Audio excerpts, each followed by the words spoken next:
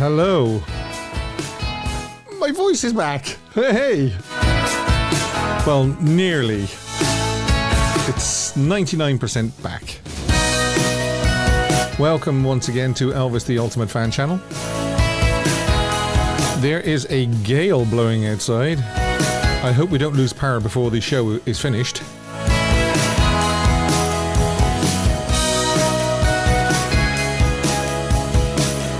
Everybody out there, cross their fingers.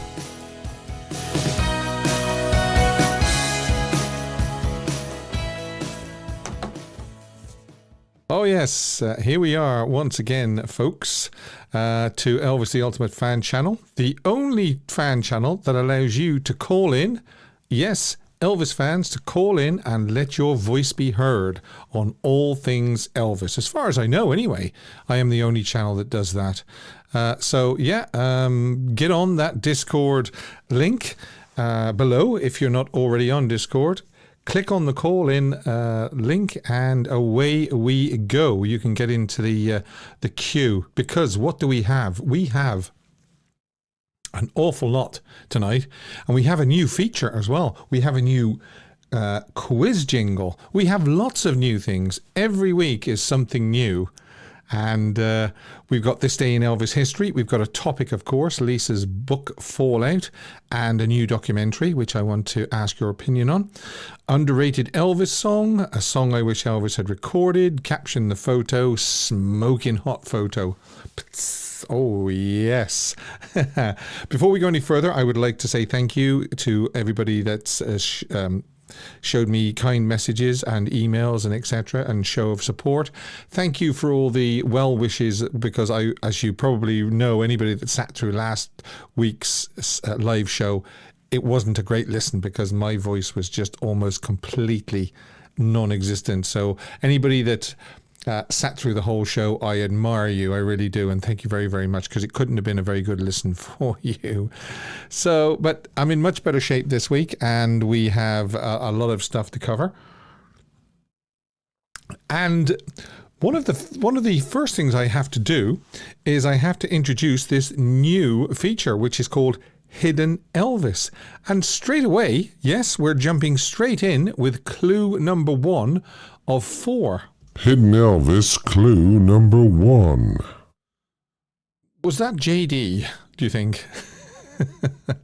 It sounded worse than my voice than that was last week. So, yeah, here we go. If you're ready, stand by. What I would suggest is just to make either a mental note of this clue and the clues as we go along, or jot them down, because the first clue, you know, even if you think you know it, hold off. There's no point in actually typing your answer yet, because it won't count anyway. But don't type your answer, because you could be completely and utterly wrong. And the Hidden Elvis clue number 1 is N and U. That's it. Okay? N and U. And without further ado, we can just screenshot them. What? Screenshot what, Dave? I don't know what you mean. Anyway, here we go. The quiz is coming up. 6 questions. And it is, who am I? Yes, we've done this before. I call it either who am I or do you know who I am or anything like that. Because what I'm going to do now is I'm going to show you a set of eyeballs, and you've got to tell me who they are. What colour will I use tonight? Will I use red, blue, green, or black for writing the answers? What do you think? Let's have a look. See what people want to pick. Whoever types the first colour is what I'll pick. Arkansas Dave says blue, and so does Edward, so we'll go for blue. Right. So, first set of peepers coming up, and it is this one. If I can find it. There. Whose eyes are those? Anula says it doesn't matter what colour I use. Fair enough. Okay.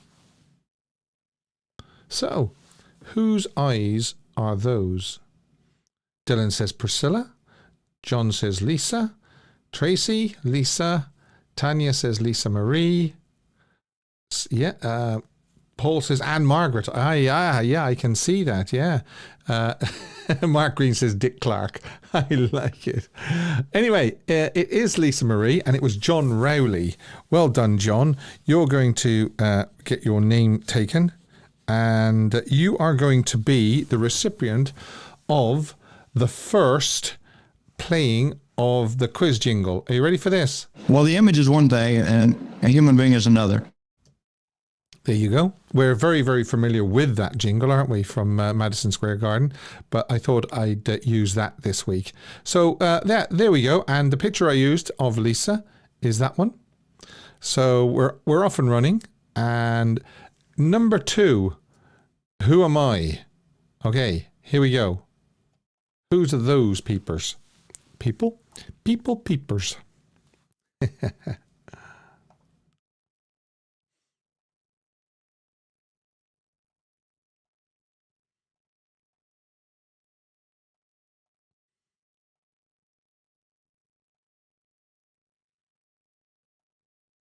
Okay, we've got a lot of people saying, oh, well, yeah, no, we've got a lot of people getting it correct. Although Doreen Beanie says Ginger.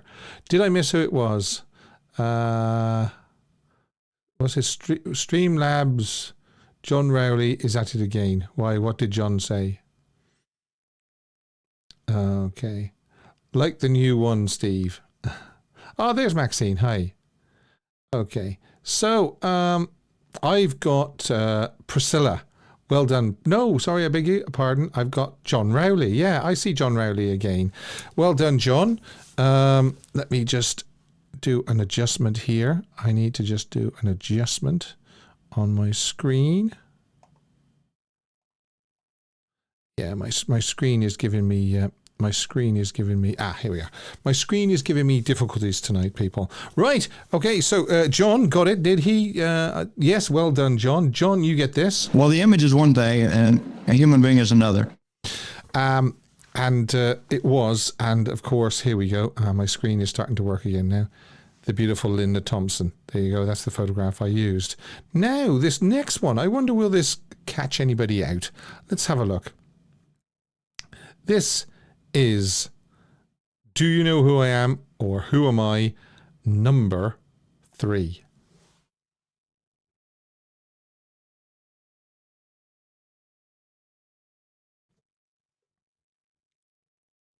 Now, obviously it's a male. Oh, it looks like somebody's got it already. Okay. Not as difficult as I thought. Banjo Paul says Johnny Cash. Vincenzo says Colonel Parker. Robert says Bob Neal. Paul says Dick Grobe. Okay. Anyway, I can reveal that it is Felton Jarvis. Well done, Felton Jarvis. And it was Dylan. Okay. Well done, Dylan. Dylan, you get this. Well, the image is one thing, and a human being is another. Okay. And just to go to show you that it was, there's the photograph that I used. Okay. Now, number 4. Excuse me. The throat is still not 100%, as you can probably see. Now, here we are. Who is this one? Again, a male. I don't have to hide that from you. It is a male.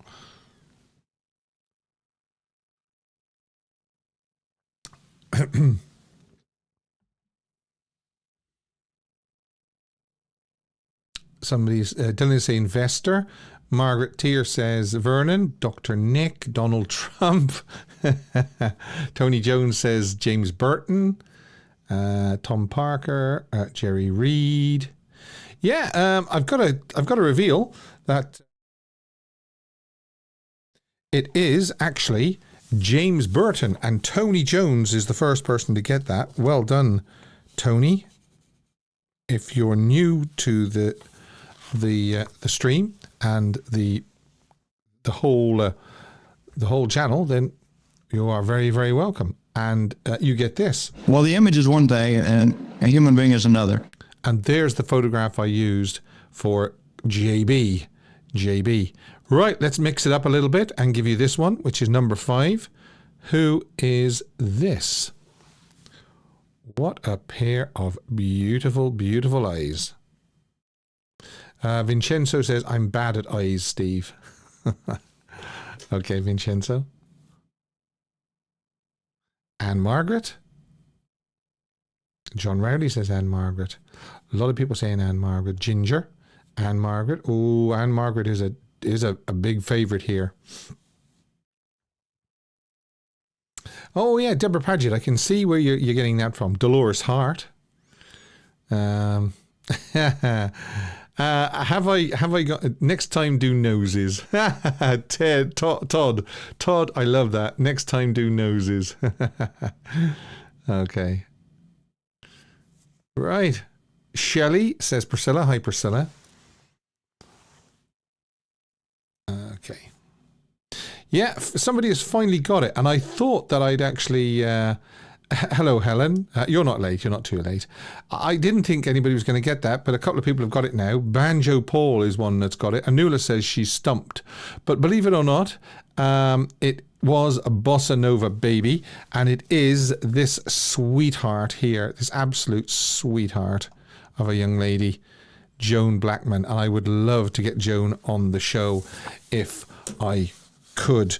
Okay, Bossa. Oh, Bossa, you get this. Well, the image is one thing and a human being is another. So there you are. Bossa Nova baby gets it. And yes, Dave, she is absolutely gorgeous. And I really would just love to get her on the show. Right, so that's number 5. Number 6. Are you going to be able to get this one?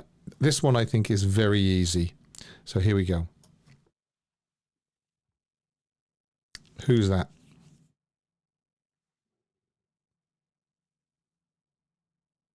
Yeah, I know. Yes, I know what you're saying, Maxine. Her eyes reminded me of Anne Margaret. Yeah, they did look Anne Margaret-ish. Right. So, Tracy Heenan, Dylan's World, Brian Roberts, Pat Shepard, Bossa Nova, Timothy Lee, Anne White are all getting it right. Because it is Red or Red West. I would accept Red or Red West. Ruth says Red West as well. So well done, Tracy. You get this. Well, the image is one thing and a human being is another.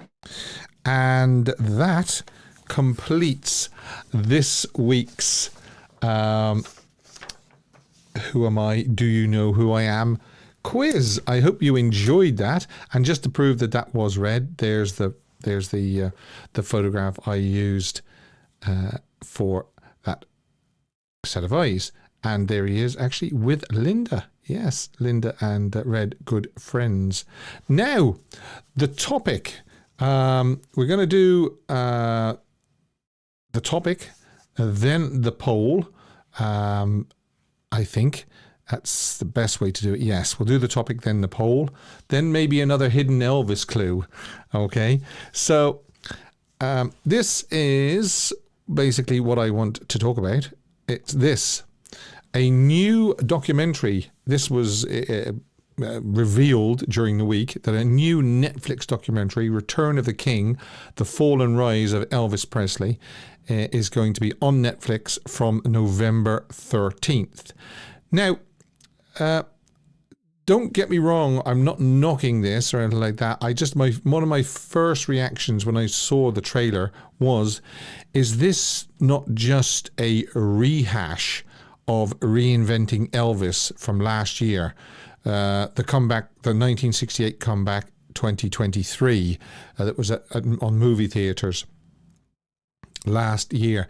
Because it looks almost, to be using all the same sort of clips and things like that, because obviously there's only so many clips they can use, because that's all they can't find new stuff in the can from the 68 comeback special, because it is actually all been gone through and released on a brilliant, actually, 3 DVD set. If you ever get a chance to pick that up at a bargain price, pick it up if you haven't already got it, because it is really, really good. But that's what I think. I really do believe that there's nothing new for us old fans, as old fogies. New fans, absolutely yes. Without a doubt, I would say new fans and younger fans, get the popcorn, get your Pepsi, get your Coke, whatever you want to drink. Sit in front of the television screen on November the 13th and fill your boots. Just enjoy it, because it's another Elvis documentary, and the more Elvis on television, the better. But I was just struck with the fact that, this could just be a rehash, a rerun of Reinventing Elvis with just maybe different talking heads. I saw Baz in there. Baz wasn't in the Reinventing Elvis. I saw Bruce Springsteen. He wasn't in the Reinventing Elvis, as far as I remember. But I mean, for us old fogies, we're going to have to wait for Baz to release the That's the Way It Is and Elvis on Tour stuff. And it looks like when Mark rings in and we talk about it, he actually says that he thinks that they're going to hold on until January the 8th next year, 2025, for Elvis's 90th, and then they will do the big release of That's the Way It Is and Elvis on Tour. Now, the other sort of topic I want to cover is the fallout, the continued fallout that we seem to be getting from Here to the Great Unknown, the memoir from Lisa Marie Presley and Riley Keough. It's still sort of rumbling on, the Mike Edwards allegations, the fact that the book is a different print in the US as it is to the UK. Priscilla's reaction when she was told by Lisa what Mike was doing. Priscilla turning up at Riley's book tour and Riley's reaction. There's the jury is still sort of out on that. Was Riley's reaction walking off and then coming back on a little bit later there was nothing sinister about that. I can't believe that she didn't know that Priscilla was there, and I also can't believe that she didn't know that Priscilla was going to come on. Maybe you think different. You can ring in and tell me. What about the way that Riley refers to Elvis? She never refers to Elvis as her grandfather. She always calls him Elvis. Always Elvis. Did anybody see the Billy and Joe Smith take on the book and Riley and so forth? Does anybody have any feelings about Navarone or Navarone? Some people say Navarone. Navarone. His whole sort of what's the word? His involvement with the Presley family, even though he's not a Presley as such, he's Priscilla's son, but there's no Presley blood. Have you any thoughts on that? Have you any thoughts on Ben? The thing that Lisa did, if you've read the book, you'll know that he was kept on dry ice for a few weeks. So if you've any thoughts on that. And we're going to do the poll as well. And it is, do you think the new documentary is just going to be a rehash of Reinventing Elvis from last year? I'm sort of taking it now for granted that a lot of people did see the Reinventing Elvis. If they didn't see it in the movies, they saw it on a download or something like that. So I'm going to start that poll now. And you are very, very welcome to vote on that throughout the show, and and you can also ring me and leave your thoughts on that. Do you think the new documentary is just a rehash of Reinventing Elvis from last year? Now stand by, because we have Hidden Elvis clue number 2. He really needs to get and see a doctor, that fella. He either needs to see somebody or it's JD. You know what I mean? So, yes, Hidden Elvis clue number 2. Again, no need to actually answer it yet because you could be wrong because there's another 2 clues to come yet. So just hold it in your memory banks or jot it down. Hidden clue number 2 is West Side Story. Okay? Now, you weren't expecting that as clue number 2, were you? So that's clue number 2. And what's next? Of course. We're gonna do this, aren't we? Dylan's Elvis Tales. Yes, we have a young man on the line by the name of Dylan. Hi, Dylan. Hello. How are you? Better, thank you. Yeah, you're getting better, are you? You can see, you can hear that I'm getting better as well. There's still a little bit there, but nowhere near as much as last week. And same with me, sir. And what was I going to say to you? How's the weather over there? Because it's absolutely blowing a gale here. I'm just crossing my fingers the power stays on long enough for me to finish the show. It sounds like it's going to blow a gale here as well. Yeah. I think we're calling it Storm Ashley over here. Yeah. Is it the same over there as well? Yeah. Yeah. Okay. Right. So, fire ahead. I know you're a little bit dubious about this Elvis tale, but we're hoping that everybody listening will understand what you're trying to get at. So, fire away, young man. Right. Okay. The 1 week only. This is Dylan and Steve's Elvis tale, because I still can't figure it out by myself. So it looks like we're going to do this as a team, Steve. Okay. Well, we'll do a bit of teamwork. Yes. Okay. So I wanted to highlight the drumming of Mr. Ronnie Tutt. Okay. So Ronnie Tutt, the drummer who obviously played with Elvis on stage. Yeah. Yep. And in the studio. And in the studio. Yes. Yes. Of course. Yeah. So the song in question is Always on My Mind. Okay. Which of course was recorded in 72. Yeah. And Ronnie does a drum fill. Now, this is where we need help. A drum fill is basically, think of Proud Mary. Think of the first intro bit in Proud Mary, right? Yeah. That is a drum fill, okay? A drum fill, okay, yeah. Now, that's what a fill is.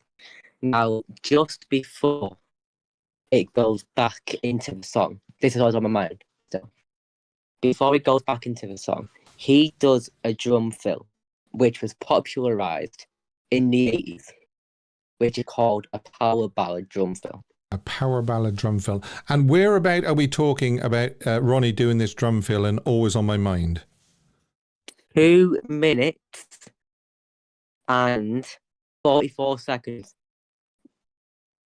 2 minutes and 44 seconds. Okay, right. Yeah. Now, why am I talking about this, right? It's because that fill was very popular in the 80s. Yes. But it traces back to Ronnie Tutt in 72. So you're saying that Ronnie Tutt did the power ballad drum fill long before they did in the 80s? Yeah. Okay. He did the fill long before a power ballad was even a thing. Okay. Which showed you how revolutionary he was. Mm-hmm. He certainly was. So there you go. There's my very mishmashed tale, and hopefully people understood it, and it's not that completely. Well, all people have to do now after the show is go to Always on My Mind, listen to it, obviously, and then at the 2:44 mark, listen for this power ballad drum fill. Listen, do you think the new documentary is going to be a rehash of reinventing Elvis from last year? I do. Yeah, so do I, unfortunately. I mean, I'm not knocking it, but I mean, it doesn't matter to some people because, more Elvis is a win. But I just do believe that for the likes of somebody like me and you, there's just not going to be anything new in, unfortunately. Me too, but I did say in the chat just now that for other people my age, it's going to be fantastic because there's going to be stuff in there that they've never seen before. Oh, yeah, without a doubt. Younger fans and newer fans is going to get a lot out of it. So I do think that it's good for people of my age group, but maybe not for the older generation. Yeah. The old fogies like me. I've got to wait for the That's the Way It Is stuff and Elvis on tour from Baz. And then I wanted to put my 2 pennies in about the book, if that's all right. Oh, the book, yeah, go on. It was It was funny. It was heartbreaking. It was infuriating at times, and I thoroughly enjoyed it. Yeah. And I think that Riley, right, and this is where it's interesting, especially on the Memphis show, right? She is putting into practice something that Elvis and Lisa did their whole career, What's that? putting up a front for the sake of the fans, Oh, I see what you mean. Yeah. right? And I'll tell you for why. The minute that You Know Who came on, her whole body language changed, Mm-hmm. right? She was so tense. But here's the thing, they can't be seen in public tearing each other's throats out. Of course they because it's can't. because it's not good for the image. Yeah, exactly. Right. Yeah. Riley knows this. She's not daft. She's very clever up there. She knows what to do because she's seen Lisa do it. So she's holding it up. So she's playing up a front for the sake of the fans. I think you're right. I do. Yeah. And very rightly so. Mhm. So anyone that says, oh, Riley's not connected, blah, blah, blah. Yeah, it's half true, but just look what she's doing. Yeah. She knows what she's doing. She's not daft. Yeah. Okay. Thanks very much, young man. And I'll look forward to speaking to you again next week. Oh, okay. All the best. Bye. Dylan's Elvis Tales. Diddle, diddle, diddle, bum, bum. Yes, so don't forget, go in and listen to that drum fill that Dylan was on about, the power ballad drum fill at 2 minutes 44 for Always on My Mind. And we've got Vincenzo on the line. Hi, Vincenzo. Can you hear me? Hello. How you doing? Oh, unfortunately, that's a very bad line, unfortunately. We might just try again later. So what we're going to do is we are going to, let's see now, we'll do Elvis history because before we do another,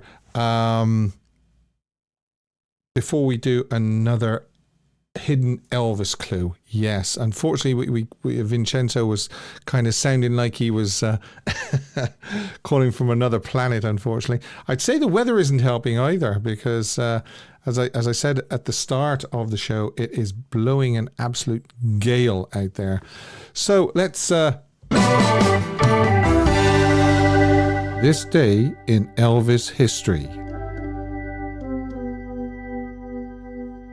Yeah, this day in Elvis history. And as you know, going down through the years on this particular day, so if this is a red letter day for you, or if it's a anniversary, birthday, anything like that, you wanted to know what Elvis is doing October the 20th, I can tell you that in 1954, there was a note in the press scimitar stating that Elvis was on the Louisiana hayride.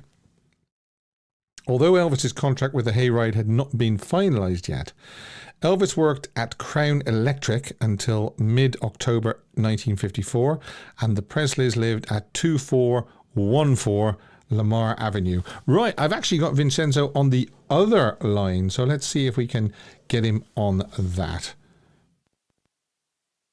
Hello, Vincenzo. Hi, Steve. That's a lot better. I called on WhatsApp because it wasn't working on Discord. Yeah. Now, what was I going to say to you? It's not blowing a gale where you are, I bet. No. It's raining. It's raining over here, though. Yeah, it's raining here as well. Yeah, I can tell you that. Listen, what would you like to talk about? Would you like to talk about the book, or would you like to talk about the documentary, or The what? documentary. Yeah, what do you think? The documentary. What do you think the documentary is going to be like? I'm looking. Actually, my brother gets on Netflix. I'm looking forward to watching it. Did you see Reinventing Elvis last year? No, I didn't see it. No. So that's another point. You see, the thing is, right? It's going to be something new for me. Yeah, exactly. And anybody else that hasn't seen Reinventing Elvis, if they watch this one, which is called Return of the King: The Fall and Rise of Elvis Presley, it could still be very, very entertaining for them. So you're going to really sort of vote. It doesn't matter. More Elvis is a win. Then are you on the poll? Yeah. Yeah. Okay. And what do you, You know who I like, Steve? Yeah? They seem like nice kids. Harper and Finley. Oh, yeah, yeah. Now, what age are they now? They must be sort of 16 or 17, are they? 16. They Yeah. turned 16 the other day. Yeah, yeah. And there was something else I was going to ask you, and it's gone out of my head now. Have you received your copy of your book yet? Because I remember speaking to you last week. I'm getting it this week, finally. Finally. I bet you can't wait because you've been hearing everybody else talking about it, and now you're finally going to get to read it. All right. Well, don't forget, once you've read it, ring back in and tell us what you thought of it. Nice talking to you, Steve. Okay, bye-bye, bye. Yeah, so believe it or not, Vincenzo is still waiting for his book. It's a long wait, isn't it? Because it came out, did it come out on the 8th of October? And it's now the 20th. So he's had to be very, very, very patient. I can put myself back into the call because I can actually see that we have Mark on the line. Hi, Mark. Hi, Steve. How are you? I'm all right. How are you? Is it blowing a gale where you are? It is, yeah. It's raining and blowing, yeah. I like it, yeah. Yeah, it's started again now. Storm Ashley, huh? Yeah, sure it is. So anyway, what would you like to talk about? Just talk about that, just to let you know that I got my DVD and I watched the Riley interview on Oprah. Oh, right. Yeah. Yeah, I really enjoyed it. I thought she came across really well. I thought she was well spoken about things. I enjoyed the interview. One thing on there that she said that she was quite open about, which I was quite surprised, was about Elvis's mom's drinking. That she was a drinker. She actually said that. I know. And well, Lisa said, she drunk herself to death because of Elvis going away into the army. Yeah, just flat out said it. Yeah. Yeah, and I watched an interview on YouTube, which was a couple of days ago. It was a guy from Germany interviewing Mindy Miller. Oh yeah, was Elvis's girlfriend in the 70s, and that's right. The one question he asked, "What did you think of the new movie, the Baz film?" And she says, yeah, I enjoyed it. She said, I really enjoyed Austin's part. I thought he was really great as Elvis. And there was two things in the film that I really didn't like. And I think Elvis would have been disgusted in seeing that. And really trying to say, portray him in this way. And the one thing was about his mum being shown a drinker. She said she wasn't a drinker. Right, yeah. Well, I don't know if anybody remembers, a couple of years ago, I spoke to Barbara Hearn, and she said she also never got any inclination of Gladys being a drinker. So it's strange that it's come from from the book and Riley. Then you've got the people who obviously was around Elvis at the time, and obviously, and they're saying that, and obviously she's just saying that he wouldn't be pleased that his mum's being portrayed in that way in the movie. Yeah, and then she went on to say, which is quite interesting, but I'm not 100% sure on this. I've got my own little thing about this, but the bit where Austin's on stage and he's having a rant at the Colonel. Yeah. We all know that didn't happen on stage. But her point was portraying Elvis on stage by picking up a wine glass and just drinking somebody's random the way he drank and then toss it out into the crowd, she says. Yeah. Elvis would never have done that. Yeah. Now there is a scene in That's the Way It Is where he's offered he's offered a martini, and he definitely sort of says, "Are you sure first?" And then when the girl says yes, and he says, "We won't finish the show, folks," and then he takes a sip. But I don't think he finishes it. He just takes a sip out of it. Sip of it, yeah. And I think she just said the way he was portrayed by, talking on the stage, and he's got this drink and he's drinking it all the way back, Yeah. She didn't think that was really, shouldn't have been in the film. She stated. I mean, I'm wondering now whether people, other people, not big fans, get the impression now that Elvis was a drinker as well. Well, that's what I mean. Yeah, well, that's the kind of point. And Elvis was like angry all the time on stage, and he should not portray that, because she did actually say Elvis would have never ever done that on stage. She said, you know, of all the time I was with him, he would never pick up somebody's drink like that, and you know, and just portrayed it the way it was. And again, she kind of said, well, it might have been because it was just about portraying that bit of his life in the story when he has an argument with the Colonel, and they put a bit of drama into it, which I suppose Baz does in his films, you know, and it's part of the story. But she seems to think it could have been a little bit more care and taken in that, because you don't want somebody thinking, oh, was Elvis always drunk on stage? Yeah, well, this is it. Yeah. I mean, if they'd have edited out that small part, I mean, that is a very, very small part, what, 15, 20 seconds? Yeah. Even if they'd have taken that out, the scene would have still had the same impact. Yeah. Just when she said, like, he didn't do that, and the first thing that came to my mind was Elvis. That's the way it is when he bends down, where he's introducing the band, and he goes to the band, just keep playing. He gets down, and he gets offered a drink. Yeah. And he takes a little sip, doesn't he? And he goes back over it. He doesn't drink it all. Yeah. He keeps it and holds it. Yeah. But he doesn't. You know, it's just that. Well, it's quite an interesting point that she made. Yeah. You know, to this guy about that. Okay, other business. What do you think about the reinventing Elvis? Well, I've got the other one. I can't see it being much different to the first one. I've seen clips, and you've got Priscilla saying a few words on this one. Well, I don't think she was on the last one. No, she wasn't. Jerry Shipley and a few people. I don't know. I can't see. I mean, I think it will be good for new fans and younger fans. That's fine. But for the likes of me and you, I don't think we're going to get much out of it. I'm still looking forward to That's the Way It Is and Elvis on Tour from Baz. Oh yeah, that's it. That's the holy grail for us now, isn't it? You know. For us, yeah. Of course, the major difference between reinventing Elvis and this one is the reinventing Elvis was at the movie theaters, and this is at home, so you don't even have to leave your home to watch it. Yeah, it's all about promoting it on Netflix. Yeah, you know, I totally agree, but I just think it's a bit soon, straight after the one, you know. But yeah. But again, it's a streaming thing, isn't it? So I'm sure it'll do well. You know, I'll probably watch it myself. You know what I mean? But I just think I'll definitely watch it because I'll be sort of, you know, I'll be curious to see what difference it is to the reinvented Elvis one. Yeah.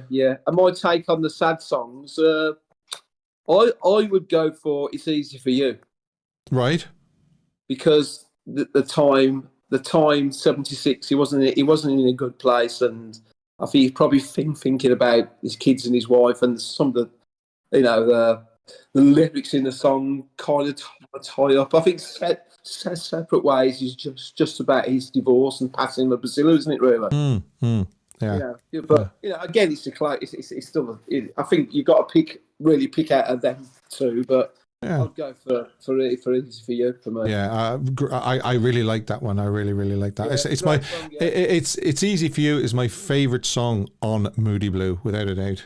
Yeah. It's a great song, and of course it was written by Tim Rice and Andrew Lloyd. That's right, and they couldn't believe it when they heard that Elvis had recorded it. They didn't even find out till after we recorded it that, you know, they didn't get notice he was going to record it. Just, oh, by the way, Elvis has recorded It's Easy for You. What? Yeah. Yeah, and it's a song that he wished he'd have done live. I reckon if he'd have done that live, it'd have been a great song. Yeah.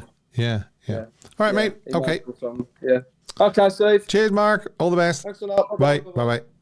Right, and we've got them lining up now. We've also got young Priscilla. Hi, Priscilla. Of course, not the Priscilla. Hey, how are you doing? The good bit. Oh, goodness me, that's a terrible line. Was it bad? Yeah, very, very bad. It must be blowing a gale over there with you, is it? It's blowing a gale over here with me. Yeah, I'm not close to do that. Do you want to try me on Messenger or something like that? Yeah. Okay. Yeah, Priscilla, if you want to try me on Messenger or something like that, it might be better. Okay. Don't forget. I'll recap on hidden clue number 1, N and U. And hidden Elvis clue number 2 is West Side Story. Okay, so I don't have this person here. Hello, welcome to Elvis the Ultimate Fan Channel. Hello. Hello, how are you? I'm good. You? Is that Tanya? Hello? Yes, hello, Tanya. Hello, Steve. How are you? I'm good. You? Yeah, not too bad at all. What would you like to say? I spent one day at Westgate last week. You spent a day where, sorry? At Gate. Yeah, no, we are actually having quite bad lines tonight, aren't we? Unfortunately, let's see if I can get. Yeah, here we go. Let's see if I can get Priscilla back on the line. Any better, Steve? Oh, a lot better. How are you? I'm all right, babe. We are having quite a few technical difficulties today on the lines, and I think it could be the storm. I wouldn't be surprised anyway. Oh, I'm sure it is, Steve, because it's certainly making its presence felt around here. Oh no, you haven't got the dreaded lurgy as well, have you? Oh, I have, Steve. Well, I must have passed it on to you last week down the phone. Well, I you know what? We appreciated the effort you made, because thanks. I'm not sure I could have been that together. It was a struggle. I can tell you now, it was a struggle. A struggle that was appreciated. Thanks very much. So, what would you like to say? Yeah, I don't really know. I mean, I'm sitting here going, will I or won't I? Will I or won't I? Oh. So, the new documentary. Yes. As far as I'm concerned, anything is positive. I think it keeps him fresh and to the forefront. And there are lots of people who don't know or haven't as much experience as we have. So I think it's, you know, I always err on the side of positivity, don't I? Oh yeah, it's I good. I think you're quite right. I mean, it is a positive thing that they're still producing documentaries, including Elvis, and even so close together is they don't feel the market has been saturated yet. Yeah. But the only thing is, I am. I am definitely concerned that it is just a rehash of reinventing Elvis. However, what I didn't think of until, of course, somebody had said it, I think it was Vincenzo said it, he hasn't seen Reinventing Elvis. So anybody that hasn't seen Reinventing Elvis, this is going to be great for them. Well, you see, the reality is, Steve, most of what we've got in the last number of years have been rehashes of something or other. Well, I suppose it has to be, doesn't it? Yeah. You know, so I think that as long as they're done respectfully, I'm happy that, you know, there's so much talk about Elvis and his music and Lisa and her music and Riley representing. I think, you know, that reinforced by it being in other channels. I sometimes think because I'll speak for myself, I'm so involved in wanting to know more, and in lots of groups and lots of places that Elvis is the main topic. I wonder, are other people as aware of the book tour, for instance? You know, like, I know lots of Elvis people go, but are people outside? So when something like this becomes kind of mainstream on the TV, I think they go, oh, sure, I'll give that a look. Yeah. Do you know? Yeah. Now, again, I don't know. I think I was a C. I was a definite C. Anything where we can see him on a bigger screen than, you know, a laptop or an iPad or a phone. I thoroughly enjoy it. Yeah. I mean, there's only so much they can do with the 68 comeback special. You know, there's only so much they can say, look, this is where Elvis's career was at, and this is how he did it. And, you know, and this is was the reaction to it at the end, you know, and it was a spectacular success. Well, the biggest issue I have with it is the title, Steve. Right. Okay. Because it's the fall and rise. He never fell. No, exactly. Yeah. Return of the King, the fall and rise of Elvis Presley. Yeah, he never fell. Yeah, that's right. Yeah. Well, that's why I try not to call it the comeback special as well, because as far as I'm concerned, he never went away. Yeah. Yeah. So that would be my only gripe. But then the reality is, what you have to do is catch them. You know, the marketing or the promotional people, they I suppose sensationalism attracts attention. And when you put up that screenshot earlier, that's what I put in the chat. He never fell. He still hasn't fallen. Yeah, exactly. No. Yeah. And still, I'm still digesting or trying to come to terms With the book? Yeah. I was going to ask you any more thoughts on the book, actually.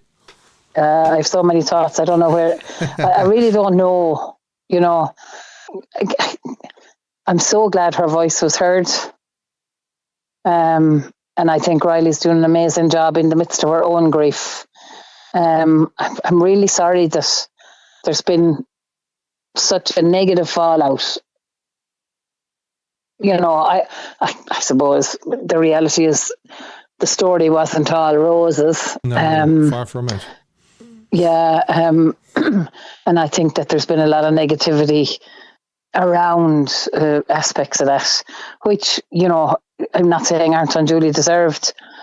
I just wish we could, you know, elevate her more and recognise the sacrifices that Riley's obviously making and has made. I mean, how difficult must it have been to sit there and listen to them tapes?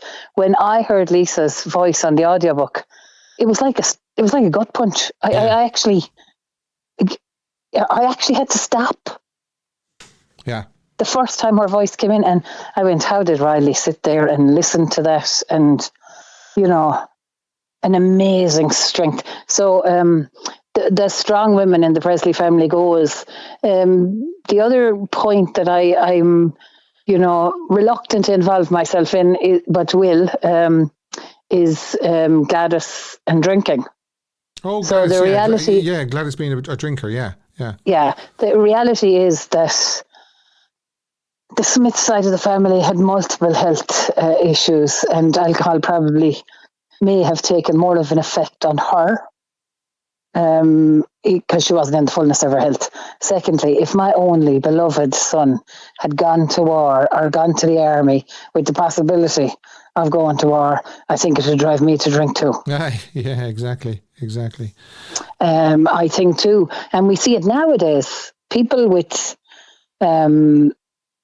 famous people, or, you know, I don't know how you want to call them, A-listers or whatever, the lifestyle is so unnatural and so full of pitfalls and drawbacks. They're still making the same mistakes. Yeah. Oh, yeah.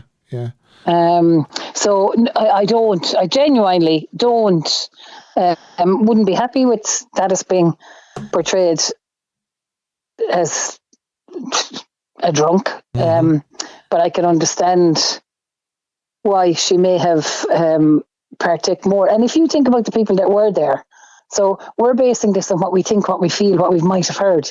People who were there said they never saw it. Yeah, Barbara Hearn said that she never got an inkling about it, which is kind of strange. And Billy said he never saw it. Billy Smith. Yeah. And yeah, you know, so I think it's incidental. I don't think it matters. I think she did a wonderful thing for this world. She raised that boy and let us, let him out to the world, to us. And that must have been very difficult as a mother. It's hard to see your children growing up and going to college and leaving home and doing all those things. She saw that, again, amidst the same hysteria that Lisa grew up. Lisa wasn't there when Gladys had passed before. Yeah. So she might have been going on hearsay. I wonder who told her about Gladys. Yeah. You know, it's. I mean, there's obviously some things that she's been told later on in life. She couldn't have known. You know, obviously, as you say, she wasn't even born when Gladys was around. No. And look, the other thing is, you see someone having a bad day, they take a few drinks. Someone goes, she drink, you know, she was an awful woman for the drink. Yeah. Like the urban legends and all that stuff. Yeah, exactly. And I think that's none of our business. I think that, you know, we owe Gladys a great debt of gratitude. And I think that things do become distorted over time. So we need to remain cool, focused, and remember that the reason we're here is to continue Elvis's amazing legacy. Yes. Listen, another thing I wanted to ask you, and this does bother some people, the way that Riley calls her grandfather Elvis instead of calling her grandfather. What do you think? Does that bother you? No. No. Okay. The reason being, in my opinion, again, I never claim to know anything about anything, but this is what I think. I think that Riley never knew her grandfather. No. So what she knows is that he was Elvis. So I don't think maybe she formed a bond with somebody she'd never met, other than his public profile. Yes, she had the stories that Lisa said, but most of the information she'd have had would have been, I'm trying to think of the way I'd describe this. I think she didn't know him, and the most relevant way she would have known him is as Elvis. Yeah. I don't think that was disrespectful. I don't think she means it in any kind of disrespect. She knows him exactly the same way that you and I do. Yeah, but that's it. So we say she's Elvis's granddaughter, and in fact, and on paper, she is. Yeah. But she's not her she never knew him as a human. She can only go on what people tell her, the same as us. I think I might be even a bit more put out if she was going around calling him granddaddy or whatever, the pop or whatever, because she didn't have that relationship with him. Yeah. And it does. So I'm not put out. It does kind of sound strange saying grandfather anyway. So yeah, I'm not put out by any of that. I think Riley. I think we need to applaud that young woman. I think we need to acknowledge the sacrifices she's making to ensure that her mother's voice is heard. And in hearing her mother's voice, it gives us another layer of that relationship with her and Elvis, the lack of one with her and her mother, how she felt. I mean, we all from the outside look in and go, oh my God, she's Lisa Marie Presley, or she's Elvis's granddaughter, Riley Keough. Yeah. Those people, like Lisa Marie was so insecure. Well, yeah. But wouldn't you be with some of the stuff she's been through, But even from a very young age, she never felt like she was anything other than his daughter. Yeah. And that had, and I've often said to you, Steve, that, and I spoke about it, I know before on the show, the effects you have as a child, you relive them as an adult. Oh, definitely. Yeah. That's so, for sure. I think I've no problem I don't have no problem. As long as Riley's speaking highly of her mom and Elvis, I'm happy. I don't think that's for us to judge. Yeah. And I think we sometimes take, and please don't come at me for this. I think we sometimes put our nose where it shouldn't be in some of those things. We do. All right. Well, listen, I'm going to let you go because I can hear the voices starting to falter. Go again. Yeah. Yes, Steve. So you need the treatment that I've had all week, and look after yourself, basically. Cheers, Steve. Have a good week. Thanks a million, babe. Thanks.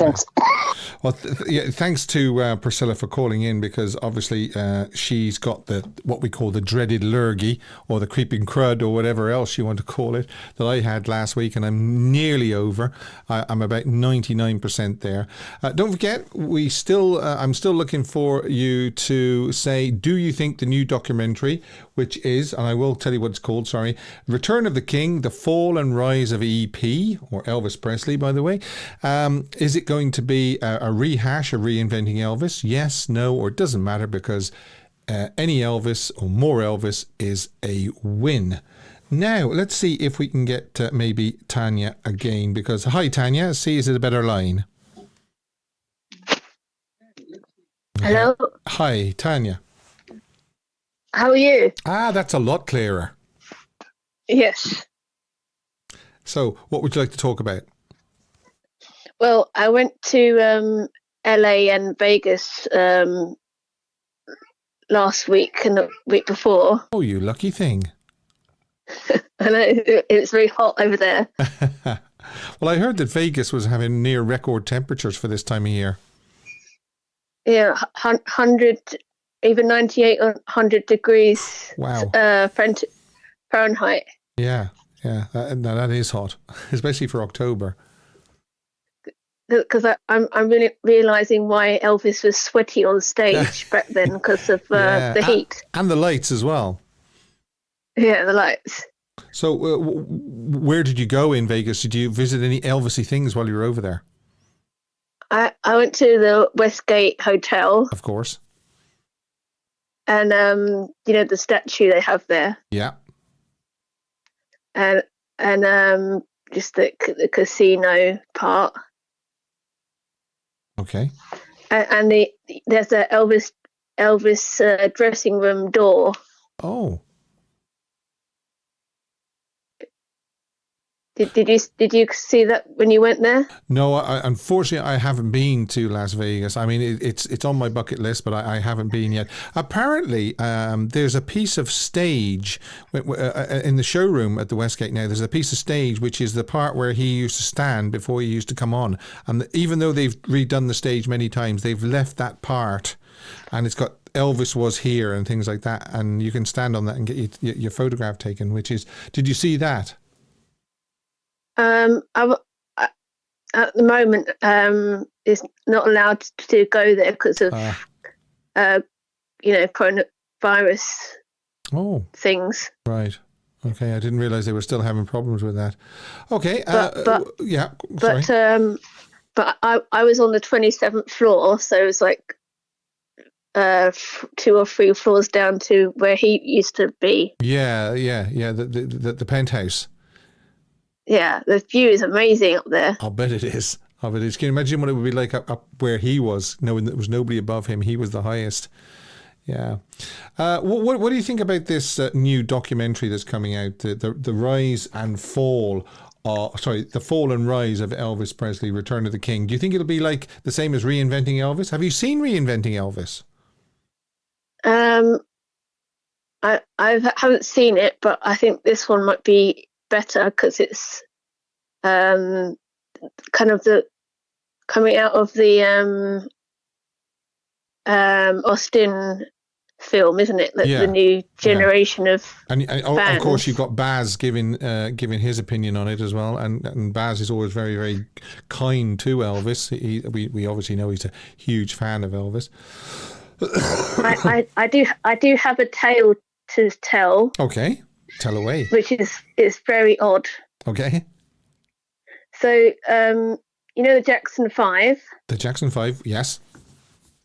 So from the Jackson 5 until 2009 is Michael Jackson. Uh-huh. Yeah. Okay. I found out on 2 other YouTube videos that he has copied Elvis's style throughout the time he was alive. So Michael Jackson's wardrobe is he copied it from Elvis. Mm-hmm. Well, there is that old saying, isn't there? Before anybody did anything, Elvis did everything. And it's just about right, because he influenced so many people. He had so much influence in the music world, and not just the music world, but just in general, the world over. That he was such a trendsetter that, it doesn't surprise me that somebody like Michael Jackson copied Elvis. He even had used his his tippy toes. Yeah. For the moonwalk. Yes. Yeah, where he stands up on his okay. Yeah, I would go along with that. I can quite believe that Michael Jackson would copy Elvis. That's for sure. Alrighty. Okay. And I have a question for you. Okay, fire away. Do you feel it is right or wrong for Priscilla to be buried at Graceland? I really, really don't have much of a thought on that. I know it's a very emotive subject, but I'm actually going to sit on the fence with this one. I'm going to say that, I don't really care either way.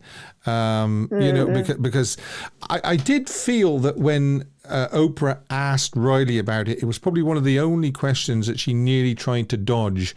I still think that there's a little bit of, it's uncomfortable between them, and I don't think it's been resolved yet. The press are saying that it's been resolved, but I still think there's a bit of work to be done between Riley and Priscilla on that decision. But I'm going to sit on the fence, and I'm not going to say either way. Yeah, because I wanted to know your answer for that. Yeah, sorry, I'm going to sit on the fence for that. Alrighty, okay. Thanks. Okay. Thanks for calling, Tanya. Alrighty. Thank you. Bye bye. Yeah, I mean, a good question. You know, do you think it's right that Priscilla should be buried at Graceland? It's something it's an avenue I don't really want to go down, because I don't really think that, you know, does it really make a lot of difference at the moment? It's something it's a bridge we'll have to cross when we get to it. That's what I think. Now, we were doing this day in Elvis history. I'd done 1954. 1955, while Elvis did 2 shows on this day. First, he appeared at the Brooklyn High School Auditorium, Cleveland at 1:30. This show was put together by Bill Randall, the DJ from Cleveland, while a TV Cleveland broadcast may have occurred of the Pied Piper Cleveland a day, also known as A Day in the Life of a Disc Jockey. The footage is deemed lost to a private collector. So there you go. So that's that there. And there's actually Bill Randall, and you can see Elvis and the boys behind him. So I actually did a show about that, the Pied Piper of Cleveland and the lost footage. And it was the guy that did the Alien film. I can't quite remember his name now. He was supposed to have bought that film. Ray Santilli, I think his name is, if I'm not mistaken. It's just come to my head. 1956, we've got Elvis single I Don't Care If the Sun Don't Shine, hit 74 in the US. 1959, Elvis unit on maneuvers called Big Lift at the military training area in Waldflecken near the Swiss border. And 1961, yeah, here we are. Clear that and put that in there. RCA releases Elvis's 14th LP, Blue Hawaii, in mono and stereo. In the US, the album spent 20 weeks at number 1 slot and 39 weeks in the top 10 on the Billboard's Top Pop LP chart. It was certified gold on December the 21st, 1961, platinum and 2 times platinum on March 27th, 1992. On the US Top Pop albums, Blue Hawaii is second only to the soundtrack of West Side Story as the most successful album of the 1960s. 1964, Roustabout is the 21st album by Elvis, released on RCA Victor Records in mono and stereo, and is the last Elvis LP that would have a mono version. There you are, and we see it there. It was certified gold on May 20th, 1988 by the RIAA. And the album would be his final soundtrack to reach number 1 and his last number 1 album until 1973, Aloha from Hawaii via satellite. 1966, Easy Come, Easy Go production. 1967, Stay Away Joe production. 1970, yes, here we are, look at this. At the Swartz and Ablesser Jewelry, Elvis signed for 2 diamond rings and 10 more TCB pendants. Yes. RCA released the album Elvis Sings the Wonderful World of Christmas. There it is. And I've got that one, but I've also got this one as well, because it was released again later. And that was the... which one do you like, actually? Do you like that cover or that cover? I actually like that cover. The one from with the publicity still from The Trouble with Girls. So that's the one I like. 1976, Elvis performed at the Notre Dame University Athletic and Convention Center, South Bend, Indiana, wearing the flame suit. Yes, wearing the flame suit. Some great shots.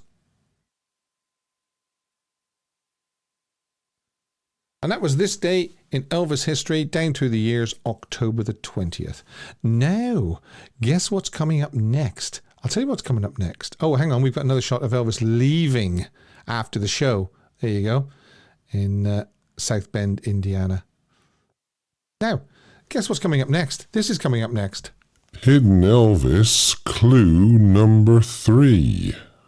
Yeah, Hidden Elvis, clue number 3. And it is... very, very simple.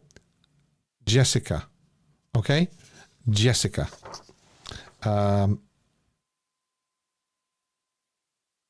Right. Let me just put that up there. There it is. I just wanted to change my screen. So that is clue number 3. Again, jot it down and I will ask you if you found the hidden Elvis come the end of the show. Now, a song I wish Elvis had recorded. Oh, by the way, let me just ask you very, very quickly, if you do like what I'm doing and you haven't as yet, subscribe by clicking the subscribe button and clicking the bell and changing it black to all notifications, not personalized, because you won't actually get any notifications. And it's this one. I suggested this one. You can, of course, suggest a song that you wish Elvis had recorded. Please send them in to me. And it's She is a song written by Charles Aznavour and Herbert Kretzmer and released as a single sung by Aznavour in 1974. The song was written in English as a theme tune for the British TV series Seven Faces of Woman. It peaked at number 1 on the UK singles chart and stayed there for 4 weeks. The recording was certified silver for shipments exceeding 300,000 units. Wait! Elvis did record She. Oh, yes, he did. But it's not the one you think. It's actually this one. Elvis Costello. He recorded a cover version of the song in the 1999 soundtrack for the film Notting Hill. This version of the song peaked at number 19 in the United Kingdom, giving Costello his first top 20 in the United Kingdom in 16 years, and his last at the moment anyway. Elvis's version, produced by Trevor Jones, was featured over the final sequence of the movie, while Charles Aznavour's version was featured over the opening credits. So there you are. That's the song that I wish that Elvis had recorded. Elvis Presley, not Elvis Costello. And if you're not familiar with it, I'll put a link below after the show. And you can leave your comments as well. Now, yes, we have this. Caption the photo. Caption the photo. We always have great fun with this. We really do. And it's this one of Elvis probably running to the limo after the show. And these are some of the ones that unfortunately I liked, and they did get quite a few likes, but they didn't get the top likes, the top number of likes. Don't just stand there, do something. Somebody's jealous and it ain't Elvis. I'm a celebrity, get me out of here. Run on for a long time. I like that one. That's Tag Your It. That's another nice one. But the winner, Sandra P, is I'm cool, I've got snappy threads. What's he got that I don't have? I'm not going to answer that. I really not. Elvis had everything, that's for sure. Right, here we go. This is Hidden Elvis, 4th and final clue. Here we are then. So, if you don't get it after this one, I'm going to tell you at the end of the show what it is. I'm going to ask you what you think the hidden Elvis was. And then I'm going to tell you, obviously, if you're not sure, I'm going to tell you how the 4 clues add up to it. And the hidden Elvis clue number 4 is nearly 1 billion streams. There you are. What do you think of that? That's hidden Elvis clue number 4. I believe I will actually close the poll. And do you think the new doc is just a rehash of reinventing Elvis? And I've got yes 37%, no 16%, and of course 47% it says it doesn't matter, more Elvis is a win. And yeah, I do kind of agree with you on that. Let me just get this back. I need that. There it is.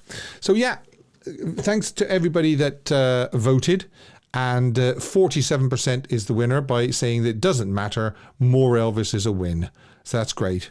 And I do firmly believe that for the younger generation of Elvis fans and the new fans, it will be a great watch.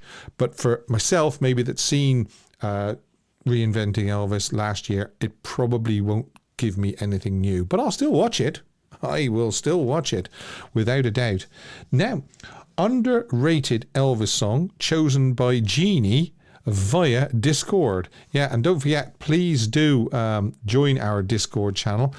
We do sort of underrated Elvis songs. I wish Elvis had recorded. Elvis chat. Elvis picture of the day. Always great fun. You should see some of the... Nearly all of those Elvis pictures of the day are smoking hot photos. I do harvest a lot of my smoking hot photos from Discord. And smoking hot photo is going to come up in a minute. So, yeah. Jeannie sent this in on Discord, and it's Tomorrow Never Comes. Yes, is a 1945 song by Ernest Tubb, composed by Tubb with lyrics by Johnny Bond. The song was recorded at least 3 times by Glenn Campbell, released on the album, Elvis Country, I'm 10,000 Years Old, on January 7th, 1971, the day before Elvis's 36th birthday. It reached number 12 on the Billboard 200. It peaked at number 6 in the United Kingdom, selling over 1 million copies worldwide, and it was certified gold on December the 1st, 1977 by the RIAA.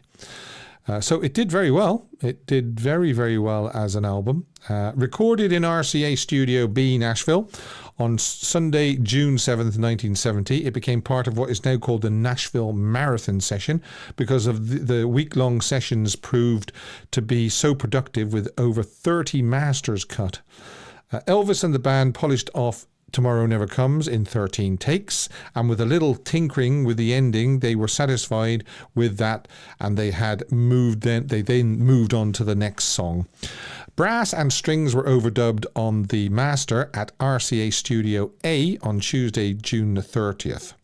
And that's the song Jeannie thinks is underrated, and I would also say that yes, it is definitely an underrated Elvis song.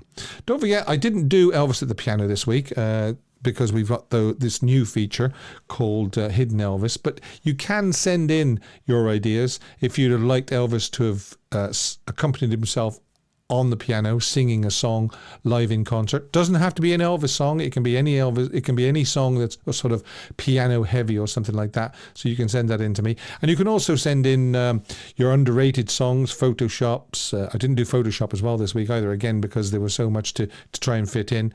Funny caption photos. Yeah, send those in as well. So, yes. And we're going to do Smoking Hot. And then I'm going to reveal the hidden Elvis. Oh, yes, the hidden Elvis.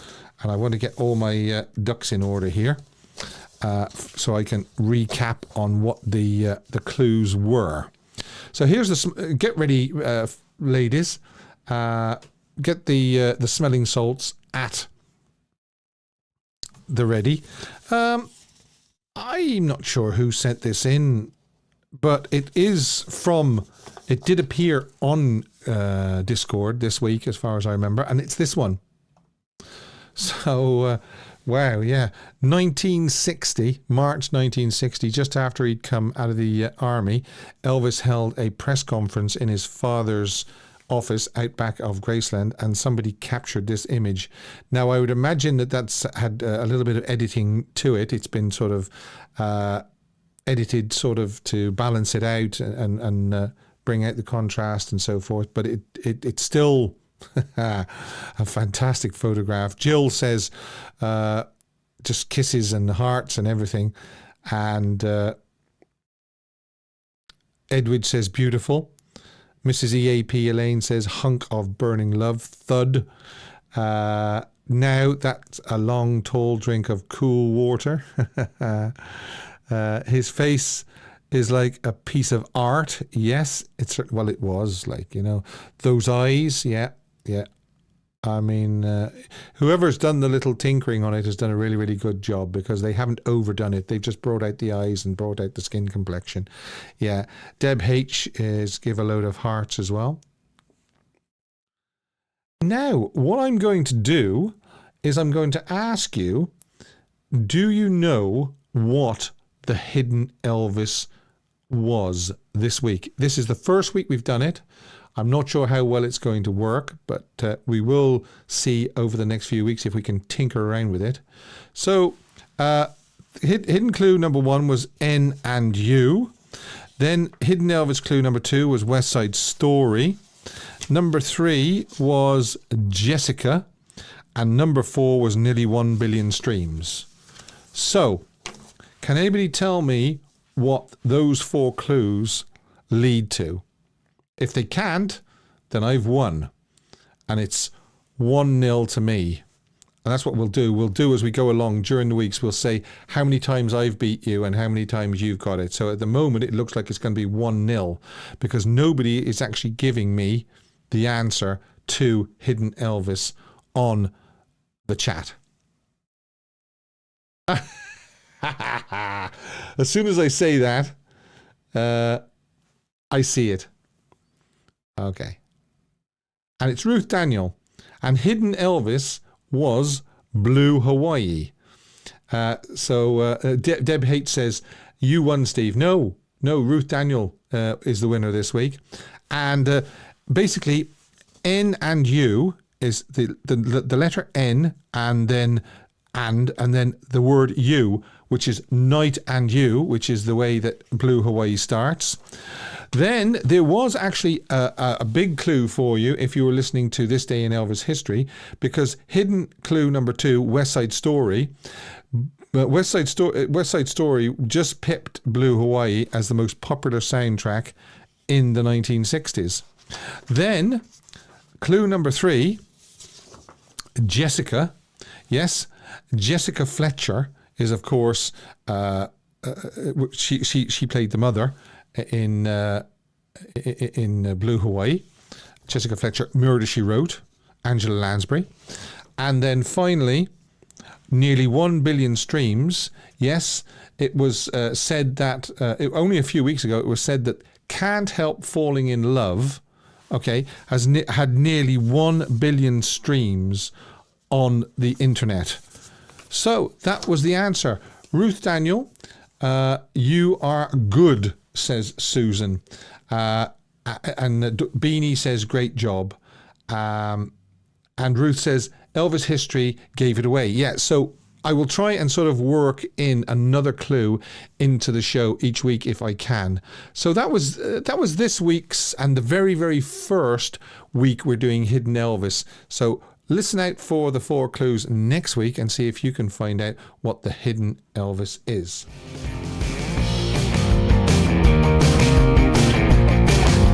Thanks very, very much for joining me. The power did hold up, thankfully. Thanks to all the callers, great callers this week.